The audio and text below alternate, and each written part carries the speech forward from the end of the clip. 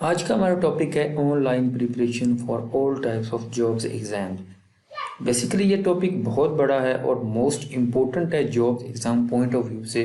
तो हमने इसको सीरीज़ में डिवाइड किया हुआ है और इंशाल्लाह हम इसको सीरीज़ बाय सीरीज़ देखेंगे और इंशाल्लाह ये आप लोगों के लिए बहुत ज़्यादा फ़ायदेमंद होगा। तो चलते हैं, स्टार्ट करते हैं सेक्शन नंबर 1 से। क्वेश्चन नंबर 1 है हमारा, almost 40% of the world's oil supply passes through the strait of. World का 40% ऑयल है वो कहाँ से सप्लाई होता है? पार्ट ए में है होमस, पार्ट बी में बॉस्फोरस, पार्ट सी में है जिब्राल्टर और डी में है मलाका। तो इसका जो करेक्ट आंसर है वो ए पार्ट है होमस। जो स्टेट ऑफ होमस है यहाँ से 40% जो वर्ल्ड का जो ऑयल है वो सप्लाई होता है। इस तरह क्वेश्चन नंबर 2 देख लेते हैं, which infectious disease is convey from one person to other through air. वो कौन सी डिसीज है जो एक शख्स से दूसरे में ट्रांसफर होती है थ्रू एयर? पार्ट ए में है ट्यूबरकुलोसिस, पार्ट बी में है कोलेरा, सी में मलेरिया और डी में स्केलेट फीवर। उसका जो पार्ट ए है ट्यूबरकुलोसिस, ये इसका करेक्ट आंसर है, जिसको हम सिंपल वर्ड में टीबी कहते हैं।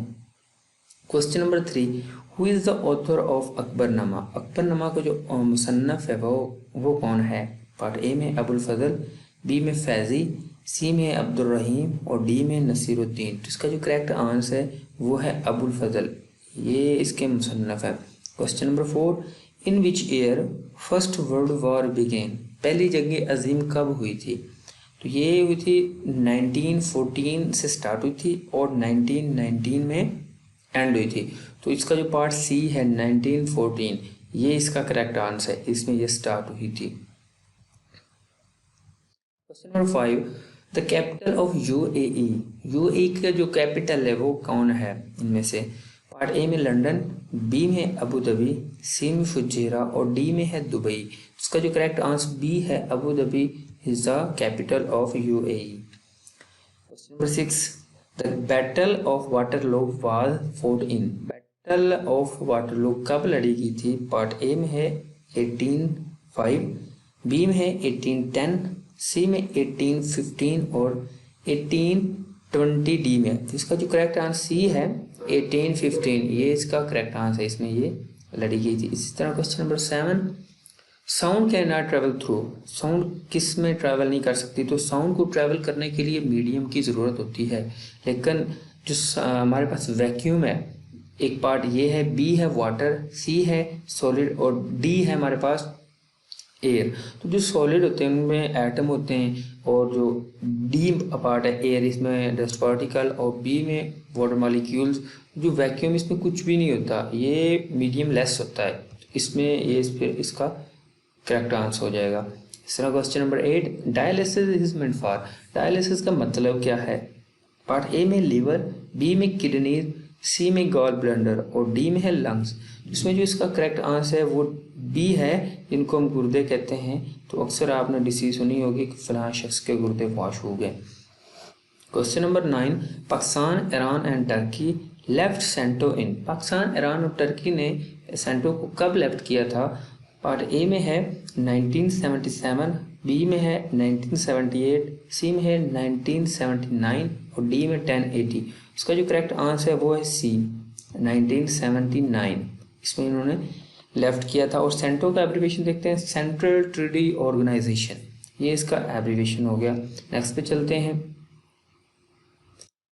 Question number 10, ICRC stand for.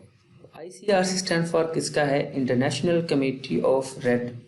अब पार्ट ए में क्रॉस है, बी में क्रिसेंट, सी में काउंसिल और डी में कोऑर्डिनेशन। इसका जो करेक्ट आंसर है वो है ए पार्ट क्रॉस, इसका एब्रीविएशन है international committee of red cross. Question number 11, the famous place Ziarat is metre high from sea level. Part A में 2138, बी में 2238, सी में 2338 और डी में 2448। इसका जो डी पार्ट है 2448, ये इसका करेक्ट आंसर है और ये इतने मीटर जो है ना सतह समुद्र से बुलंदी पे वाक़ है। क्वेश्चन नंबर 12 देखते हैं, the writer of spirit of Islam was. Spirit of इस्लाम का जो राइटर है वो कौन है? पार्ट ए में शिबली नुमानी, बी में सैयद अमीर अली और डी में सर सैयद अहमद और सी में और डी में सैयद अली इमाम। तो इसका करेक्ट आंसर बी है, सैयद अमीर अली, ये इसका करेक्ट आंसर है, ये इसके मुसन्नफ़ हैं स्पिरिट ऑफ इस्लाम के। Question number 13, SAARC stand for south Asian association of regional part. A में कमिटमेंट, बी में कम्युनिटी, सी में कोऑपरेशन और डी में काउंसिल। तो इसका जो करेक्ट आंसर सी है कोऑपरेशन। इसका जो स्टैंड फॉर बनेगा सार्क, वो south Asian association of regional corporation आएगा। और ये फॉर्म कब हुई थी? 1948 में ये फॉर्म हुई थी सार्क। इसका question number 14, 4 novel conference were held in Washington and London इन 1921, 1927, 1913 और 13 के बाद फिर 5 ईयर बाद ये जो है ना हुई थी। तो इसका देख लेते हैं 1930 के बाद 1935। तो इसका जो डी ऑप्शन है ये करेक्ट है। तो ये 5 साल बाद हुई थी, इस तरह भी आप इसको याद रख सकते हैं, तो ये भी हो जाएगा। Number 15, when the quit India movement was started. तो क्विट इंडिया मूवमेंट कब स्टार्ट हुई थी? तो ए में है 1940, 1942, सी में 1944, डी में 1946। तो इसका बी पार्ट करेक्ट है, 1942 में ये स्टार्ट हुई थी। क्वेश्चन नंबर 16, इधर TASS is the news agency of, किस कंट्री की ये न्यूज़ एजेंसी है? ए पार्ट में रशिया, बी में इटली, सी में है ग्रीस और डी में जॉर्जिया। तो इसका जो करेक्ट आंसर है वो ए है रशिया। ये रशिया की न्यूज़ एजेंसी है, उसको थोड़ा सा याद रख लेना। डबल एस में भी आ रहा है तास में और रशिया में भी डबल एस आ रहा है, जिससे ये आप अंदाज़ा ला सकते हैं। क्वेश्चन नंबर 17 देख लेते हैं, which economy refer to the coexistence of the public sector as well as private sector. तो इनमें से कौन सी इकोनॉमी आ रही है? ए पार्ट में फिक्स्ड, बी में एग्रेरियन, सी में है फाइनेंशियल और डी में स्मूथ। तो इसका जो करेक्ट आंसर है वो है ए, जिसमें आ रहा दोनों आ रहे हैं public sector as well as private sector.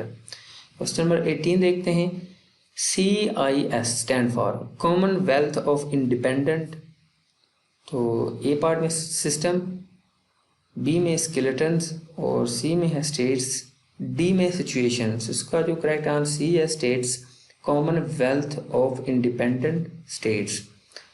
Question number 19, Aung San Suu Kyi is the opposition leader of which Asian country. तो किस एशियन कंट्री का opposition leader Aung San Suu Kyi है? तो ये ए पार्ट में Myanmar, जिसका new name है Burma, new name इसका है बर्मा। इसी तरह जो इसका बी है वो तिब्बत, सी में कैम्बोडिया और डी में ताइवान। तो इसका करेक्ट आंसर भी जो है ना ए है म्यांमार, इसका न्यू नेम बर्मा है। और ये जो ऑंग सैन सू काई थी ये एक फीमेल थी और इसने रिसीव किया था नोबेल प्राइज फॉर पीस के लिए। इस तरह क्वेश्चन नंबर 19 जो कि हमारी वीडियो का आखिरी क्वेश्चन है, in which year NATO was form. NATO कब फॉर्म हुई थी? तो ए पार्ट में 1947, बी में 1948, डी में 1949 और सी में और डी में है 1950। इसका जो करेक्ट आंसर है ये है सी, 1949। अब इसका एब्रीविएशन और थोड़ी सी इंफॉर्मेशन है। नेटो का जो स्टैंड फॉर है वो नॉर्थ अटलांटिक ट्रेडी ऑर्गेनाइजेशन है, उसके जो प्रेजेंट मेंबर हैं वो 30 हैं। और इसकी जो जब ये कंस्ट्रक्ट हुई थी फॉर्म हुई थी तो ये 1949 में इसके 12 मेंबर थे। और इसका जो 50% प्रोड्यूस कर रही है ये डोमेस्टिक ग्रोस प्रोडक्ट्स को। तो यहाँ तक हमारी वीडियो कंप्लीट हुई है। अगर आपको हमारी वीडियो अच्छी लगी है तो अपनी राय का इज़हार कमेंट बॉक्स में लाजमी कीजिएगा। तब तक के लिए खुदा हाफिज़।